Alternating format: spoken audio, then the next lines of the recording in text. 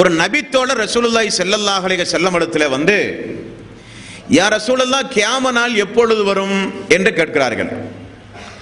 இந்த கியாம நாளுடைய அறிகுறிகளை பற்றி, உலக அழிவு நாளை பற்றி, அந்த நாளில் ஏற்பட போகிற அதிபயங்கரமான நிகழ்வுகளை பற்றி நாமெல்லாம் எப்படி ஆர்வத்தோடு அறிந்து கொள்வதற்காக வேண்டி அமர்ந்து கொண்டிருக்கிறோமோ, அதே போல் அந்த தோழருக்கு ஒரு ஆர்வம்.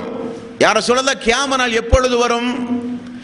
நபிகள் நாயகம் ஸல்லல்லாஹு அலைஹி வஸல்லம் திரும்ப கேட்டார்கள், அந்த கியாம நாளுக்காக உன்னிடத்தில் என்ன நன்மை இருக்கிறது என்று கேட்டார்கள். உன்னிடத்தில் அதற்காக வேண்டி என்ன இருக்கிறது என்றார்கள். அப்பொழுது அந்த நபித்தோழர் சொல்கிறார், என்னிடத்தில் பெரிய பெரிய தொழுகையோ அதிகமான நோன்புகளோ ஒன்றுமல்ல, என்னிடத்தில் என்னுடைய உள்ளத்தில் அல்லாஹ்வையும் அல்லாஹ்வுடைய ரசூலையும் நான் அதிகம் அதிகம் நேசிக்கிறேன் என்று அந்த நபித்தோழர் ரசூலுல்லாஹி ஸல்லல்லாஹு அலைஹி வஸல்லம் இடத்திலே பதில் சொல்கிறார்.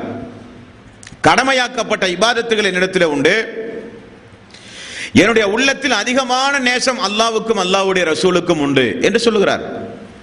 ரசூலுல்லாஹி ஸல்லல்லாஹு அலைஹி வஸல்லம், நீங்கள் யாரை நேசித்தீர்களோ அவர்களோடு நீங்கள் சொர்க்கத்தில் இருப்பீர்கள் என்று அல்லாஹ்வுடைய ரசூல் கூறினார்கள். 3வது அத்தியாயம் 31வது வசனம், குல் இன் குன்தும் துஹிப்பூனல்லாஹ ஃபத்தபிஊனி யுஹிப்புக்குமுல்லாஹ் வ யக்ஃபிர் லக்கும் துனூபக்கும். அல்லாஹ்வுடைய நேசம் உங்களுக்கு வேண்டுமானால் தூதரை நீங்கள் பின்பற்றுங்கள், அந்த தூதரை நீங்கள் பின்பற்றினால் அல்லாஹ் உங்களை நேசிப்பான், உங்களுக்காக உங்களுடைய பாவங்களை அல்லாஹ் மன்னிப்பான் என்றும் 3வது அத்தியாயத்தின் 31வது வசனத்திலே அல்லாஹ் சொல்லுகிறான்.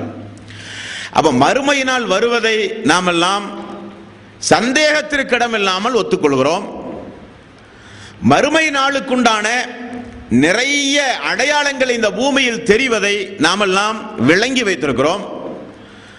மறுமையினால் மிக மிக சமீபமாகத்தான் இருக்கிறது என்பதையும் அழுத்தம் திருத்தமாக இஸ்லாத்தினுடைய அடிப்படை கோட்பாடாக கூட நாம் எல்லாம் விளங்கி வைத்திருக்கிறோம். ஆனால் அந்த மறுமையை எதிர்கொள்வதற்காக வேண்டி நம்மிடத்தில் நல்ல நல்ல இபாதத்துகள் அமல்கள் உண்டுமா என்றால் அது கேள்விக்குறியாக இருக்கிறது.